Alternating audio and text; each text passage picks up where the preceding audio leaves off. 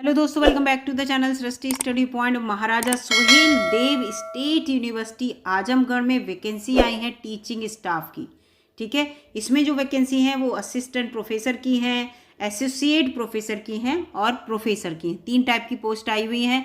और ये जो फॉर्म भरना आपकी इसकी लास्ट डेट जो है वो है 12 अप्रैल 2024 और लास्ट डेट ऑनलाइन फॉर्म भरने की है। आप ऑनलाइन जब भरेंगे, लेकिन उस ऑनलाइन फॉर्म को डाउनलोड करके विद डॉक्यूमेंट आपको हार्ड कॉपी सेंड करने की जो लास्ट डेट है वो है 19 अप्रैल 2024। ठीक है, तो इस चीज़ को याद रखिएगा। वेबसाइट ये दे रखी है, इस वेबसाइट पे जाके आप इस नोटिफिकेशन को देख सकते हैं।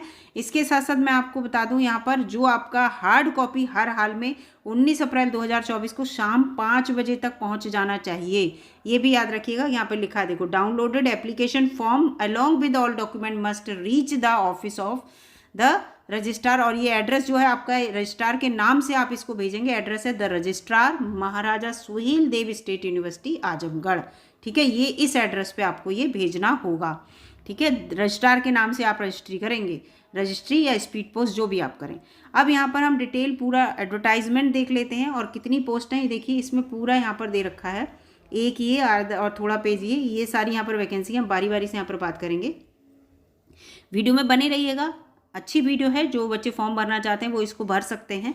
तो देखिए, यहाँ पर प्रोफेसर और एसोसिएट प्रोफेसर को तो आपको पता है एक्सपीरियंस मांगते हैं कि आप असिस्टेंट प्रोफेसर में जॉब किए हों तो एसोसिएट बन जाएंगे। एसोसिएट वाले प्रोफेसर जो नए बच्चे होते हैं उनके लिए असिस्टेंट प्रोफेसर की वैकेंसी रहती है।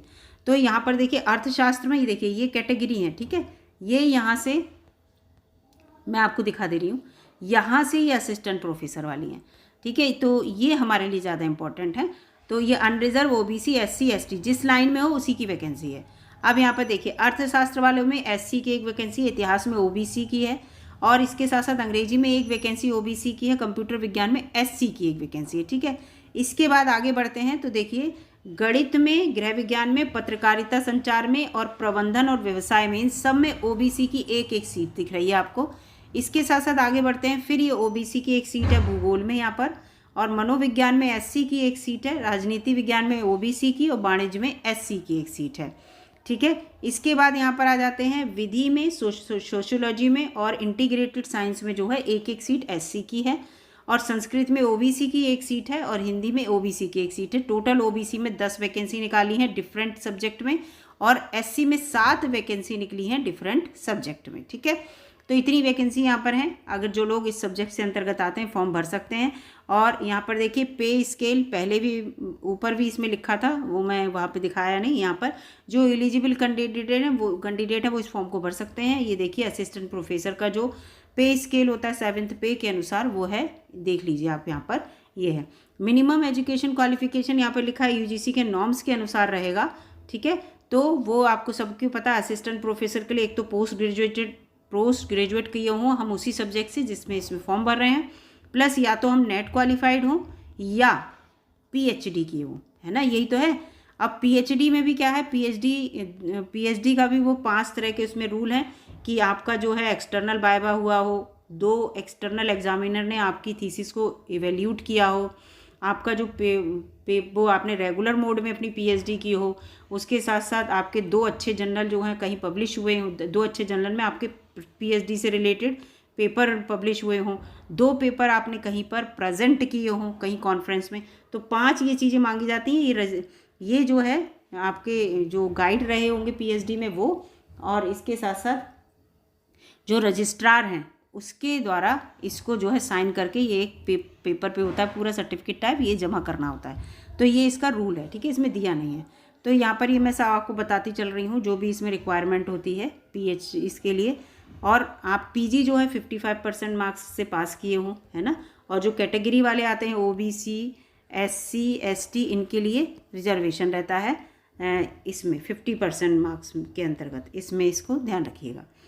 तो ये पूरा इसमें दे रखा है और ये लिखा है जो आपका वो होगा इंटरव्यू के टाइम में देखा जाएगा कि पोस्ट को हमें रखना है, नहीं रखना है, घटाना है, बढ़ाना है, ये सब इन्होंने यहाँ पर क्लियर कर दिया है। ये सब यूनिवर्सिटी के राइट्स के अंतर्गत आता है, उसने रिजर्व कर रखे हैं वो राइट्स। ठीक है, कभी कभी ऐसा भी होता है, इसमें सच्ची बताऊँ कि ये एडवर्टीज़मेंट निकलता है और इसके इंटरव्यू नहीं होते हैं, कैंसिल कर दिया जाता है कि इंटरव्यू नहीं होंगे, वैकेंसी कैंसिल कर दिया था। बच्चे की ये जो यूनिवर्सिटी वाइज वैकेंसी आती है इसमें फ़ीस बहुत ज़्यादा होती है।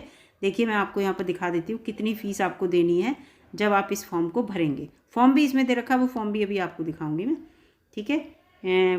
फॉर्म भी पूरा आपको मैं दिखाऊंगी। यहाँ पर फ़ीस का दिखा देती हूँ, 1 मिनट, कितने रुपए आपको सबमिट करने इसमें दिए हैं।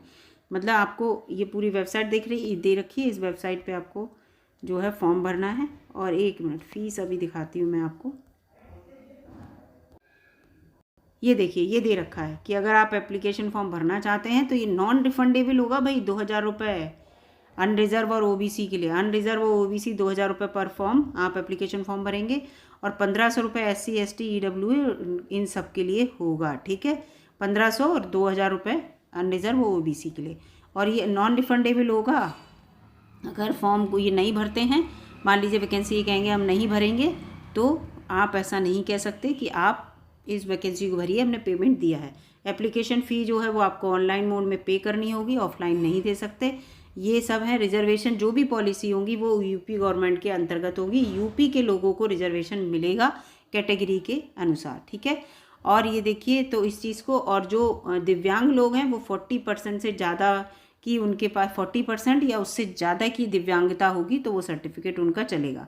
तो इस चीज़ को भी ध्यान में रखिए। केवल रिजर्वेशन जो है, देखिए reservation will be applicable to the resident, मतलब उत्तर प्रदेश के रहने वालों के लिए ही केवल रिजर्वेशन जो है उसका बेनिफिट मिलेगा। द बेनिफिट ऑफ रिजर्वेशन, पूरी लाइन ये देखिए लिखा है। तो यूपी से बाहर वाले अगर फॉर्म भरेंगे तो वो जनरल में काउंट होंगे, ठीक है। इस चीज़ को याद रखिएगा। तो जब वो जनरल में काउंट होंगे तो आप खुद समझ आइएगा यहाँ पे सीट जो है वो ओबीसी की है या SC की हैं, ये भी दिमाग में रखिए।